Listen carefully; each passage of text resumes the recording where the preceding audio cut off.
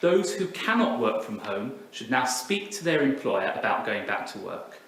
You can spend time outdoors and exercise as often as you like, and you can meet one person outside your household in an outdoor public place, provided that you stay 2 metres apart.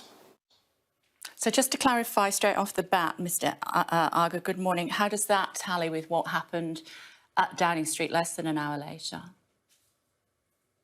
Well, Kay, good morning. We've seen and heard, obviously, in recent days, the allegations about what happened. It's absolutely right that Sue Gray, a very senior, very well-respected civil servant, is independently looking into these. I wasn't at any parties. I don't know about these allegations, so it's right they're investigated properly, because as you alluded to in your introduction there, I can understand we've lost in this country 150,230, I think is the latest figure, of our fellow citizens who've died from this disease. So I can understand that with these allegations people will be upset and angry, which is why it's right that the Prime Minister asked for that independent investigation to be completed at pace to get to the facts behind these allegations.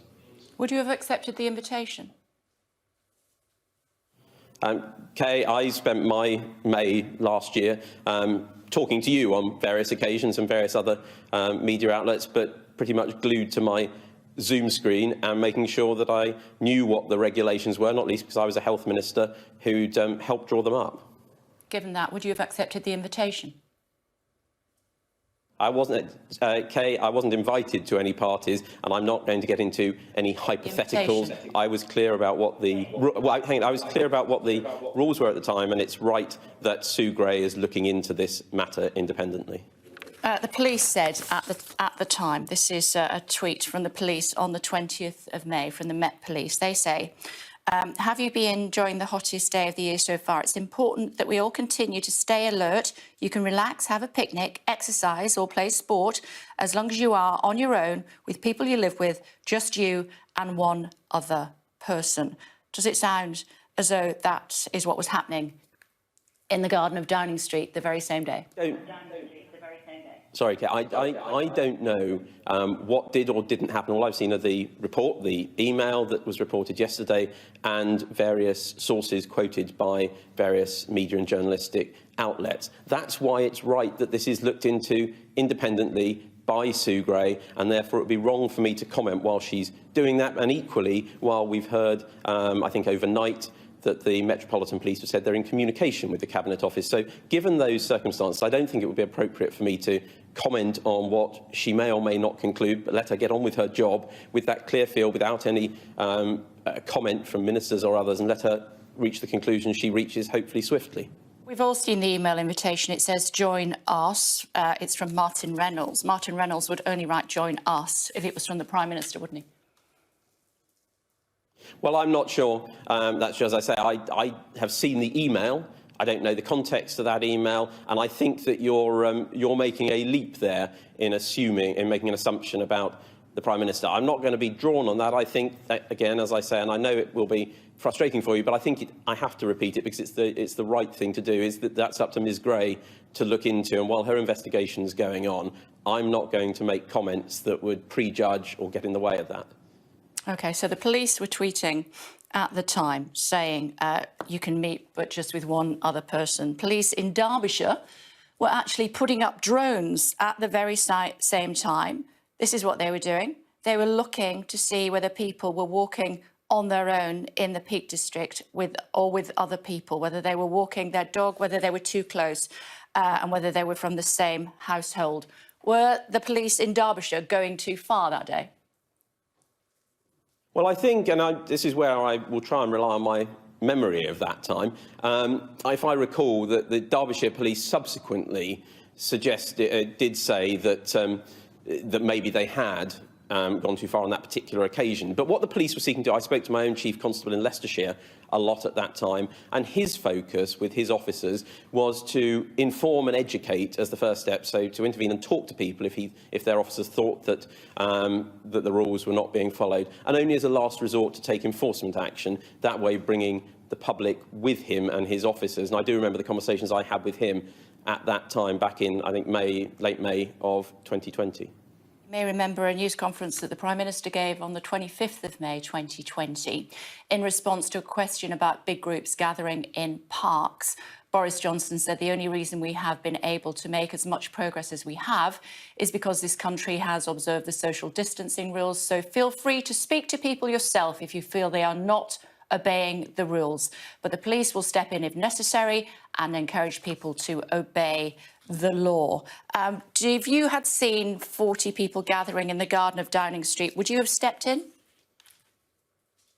Well, you're citing a hypothetical there, Kay. I wasn't in Downing Street. I don't think I went to Downing Street at all during that period of the pandemic. I spent most of it sitting, as I say, glued to a Zoom or Teams screen. But I think we all, at that time, we remember what it was like. And I think we all, and I think you probably asked me at the time, would I, if I, for example, had people next door or in the street having a party or breaking the rules, what would we do? And what would I say? I made clear that I might have a quiet word, but I'm not going to extrapolate from that or be drawn on the allegations at the moment. They're being investigated by Sue Gray. So I'm not going to, I'm afraid, get into hypotheticals about that. I think it's important she has the field clear to do her job, to investigate that, to talk to who she needs to get that information and reach her conclusions about the facts of what did or didn't happen. If 40 people were gathered in the Garden of Downing Street on the 20th of May 2020, was that against the rules? Well, I'm going to let Sue Gray get on with her job in looking into what actually happened. You're asking me a hypothetical there. I appreciate we've seen the reports, we've seen the email. I'm sorry, Health Minister. I'm sorry, it's not a hypothetical. People were gathered in the garden of Downing Street on the 20th of May 2020. Was that against the rules as we understood them, given the facts that I've just given to you at the time? Well, I can set out to you what the rules were, and you can form your own conclusions, and your viewers will. But I'm not going to prejudge what Sue Gray will find happened on that occasion. So you're, in a sense, conflating two things. The rules, you're right. You played, I think, Oliver Dowden there, who was Culture Secretary at the time at the beginning, setting out what the rules were.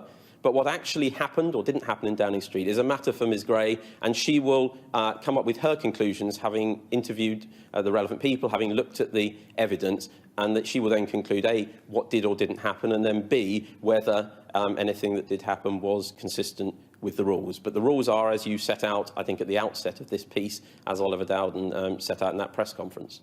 Let's fast forward then to the end of last year. The Prime Minister has certainly said, I've not got any mud or blood on my hands at the moment. There might have been parties going on in Downing Street. I wasn't aware of them. And this is what he said in the House of Commons at the time. I apologise for the impression that has been given that staff in Downing Street take this less than seriously. I'm sickened myself and furious about that. Want to say anything about that? Well, I think the Prime Minister was right to apologise for that. As I said, I've been a minister in the Department of Health throughout this pandemic. I've spoken to you a lot on each occasion. Every day I've followed very closely the number of people in hospital, the number of people who've sadly and tragically died from this disease. So I can entirely understand, as I said, people's anger and frustration and upset and hurt at these allegations and suggestions. And that's why the Prime Minister was right to come to the House and to apologise for that. I think he did absolutely the right thing in doing that and in setting up this investigation. He says he was sickened by parties going on at Downing Street. It looks as though he was at least two of them. Well, again, you are citing something based on some reports, some sources, but we don't know the facts, and that's what Sue Gray is going to be looking at. I know Sue Gray. She is an extremely experienced civil servant with highest integrity. She will follow the facts.